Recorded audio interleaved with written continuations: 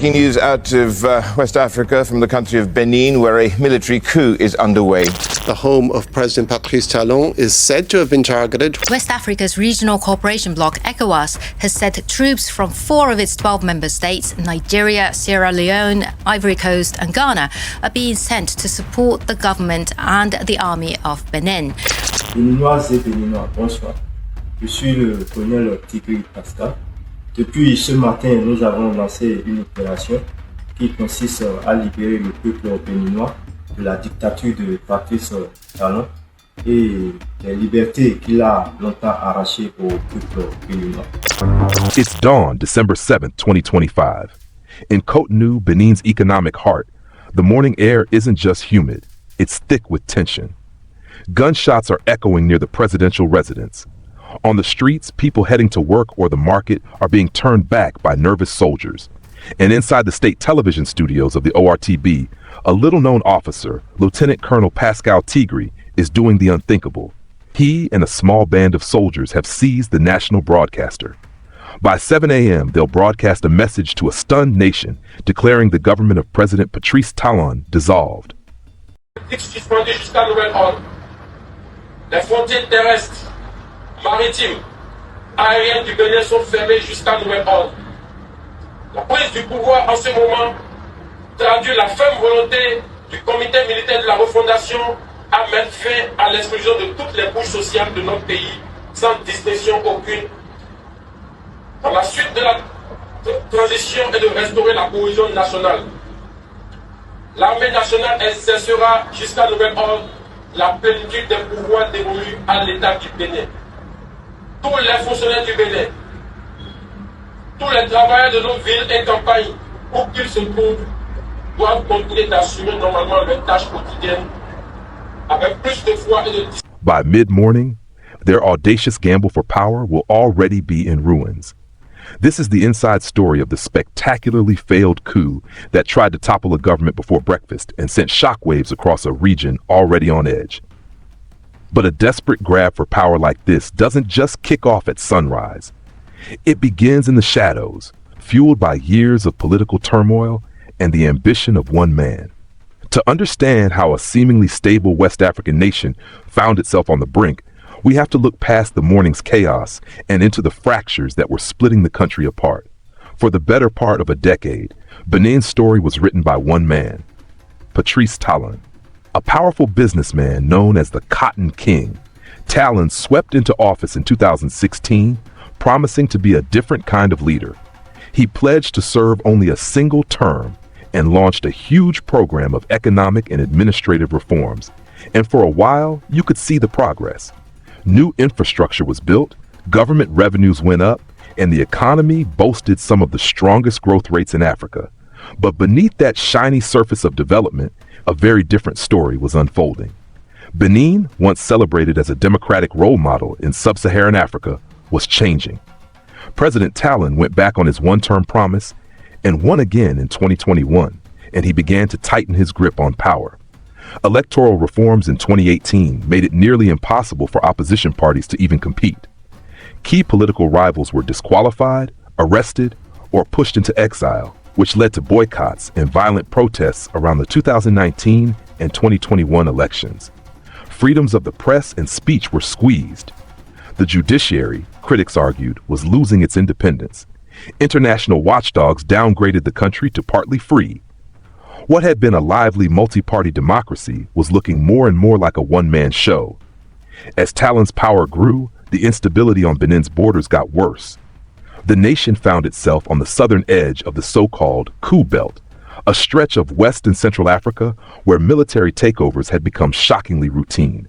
Since 2020, generals had seized power in Mali, Guinea, Burkina Faso, and Niger, often pointing to weak governance and their failure to stop growing jihadist insurgencies as the reason. That wave of instability was creeping south, and northern Benin began suffering attacks from Islamist militants spilling over from its neighbors. Inside the Beninese armed forces, all of this was creating a quiet, dangerous unease. Soldiers were fighting and dying in a worsening security situation up north. One of them was Lieutenant Colonel Pascal Tigri. Until his coup attempt, Tigri wasn't some high-profile general. He was a mid-level officer, having recently commanded a National Guard unit, but he was watching. He saw what he and other soldiers felt were unfair promotions and the neglect of their comrades killed in action. He saw the democratic backsliding in the capital and the rising body count in the north. And like many soldiers across the region, he may have decided that the only solution was a military one. The plan itself? Audacious but simple. It was coup plotting 101, something seen time and again across Africa. Seize the state broadcaster, announce the takeover, and hope the rest of the military in the country falls in line. In the pre-dawn hours of Sunday, December 7th, Tigri and his men made their move.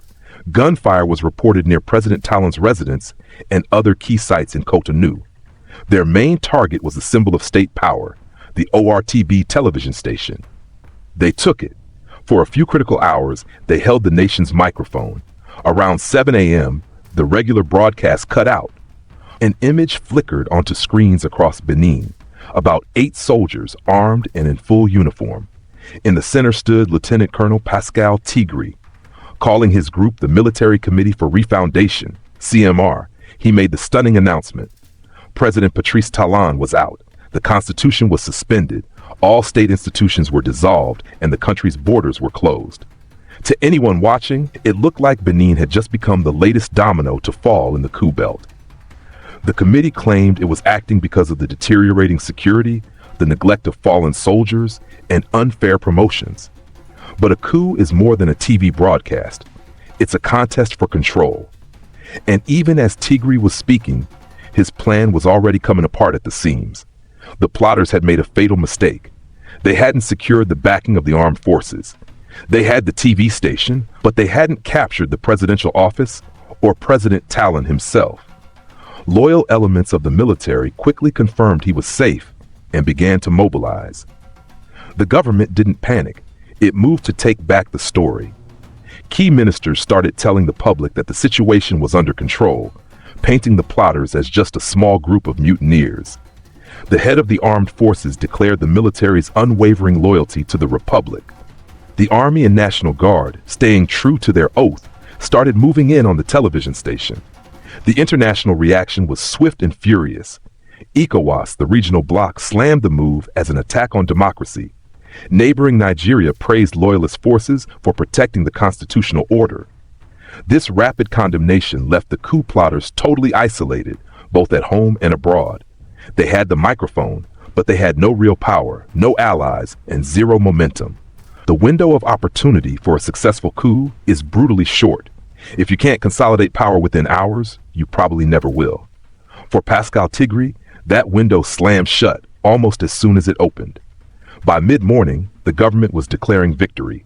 Loyalist forces had surrounded the ORTB building, trapping the mutineers inside. The sporadic gunfire from earlier faded as government troops secured key locations. But the situation was still tense and uncertain. While the government announced the coup had been thwarted, reports of gunfire and instability began to emerge from the Tignan barracks, where some of the plotters had reportedly fled and barricaded themselves. At 11:09 a.m., Interior Minister Alassane Seydu went on air with an official statement. The coup attempt had been foiled. He urged people to stay calm and go about their business, a clear signal that the government was in charge. But the capital remained on edge. Soon, reports trickled out that arrests were being made. Multiple soldiers who had participated in the seizure of the television station were now in custody. The mastermind, however, was nowhere to be found. In the chaos of the loyalist counter-assault, Lieutenant Colonel Pascal Tigri had slipped away. The man who had declared himself the new leader of Benin just hours earlier was now a fugitive. The little-known officer who burst out of obscurity was now the most wanted man in the country, branded a traitor. By the afternoon, the ORTB was broadcasting normally again. The borders the plotters had closed were still under government control. The constitution they had suspended was still the law of the land. The president they'd removed was safe and still in power. The plotters' moment in the spotlight had lasted just a few hours. But the fallout and the hunt for the ringleader were just beginning. So, why did the colonel's coup collapse so quickly? Ultimately, it failed because it was built on wishful thinking. Tigri and his men gambled that by taking the TV station and declaring victory, the rest of the military would fall in line. They completely misjudged the loyalty of the armed forces and underestimated the government's resolve. They captured the airwaves, but they never captured the state. The immediate aftermath was a mix of relief and recrimination. President Talon's government had survived its most direct challenge, its authority seemingly reinforced. Yet the event left a deep scar. It exposed the fractures within the military and society, born from years of democratic decline and the creeping threat of violence from the Sahel. Even a failed coup is a symptom of a deeper problem. The attempt in Benin served as a stark warning to the entire region. It showed that even countries once thought to be stable weren't immune to the coup contagion sweeping West Africa. It was a brutal reminder that economic growth means very little if political freedoms are crushed and a government loses the trust of its people and its soldiers. As for Lieutenant Colonel Pascal Tigri, his all-or-nothing gamble for power ended with him on the run. He traded his uniform for the life of a fugitive, his name forever linked not to a revolution, but to a desperate, doomed plot to seize a nation before breakfast. The story of West Africa's coup belt is far from over, with each event adding a new, complex chapter. To get a better handle on the forces driving all this instability, you should check out our video on the Wagner Mutiny. And be sure to subscribe and hit the notification bell for more deep dives into the events that shape our world.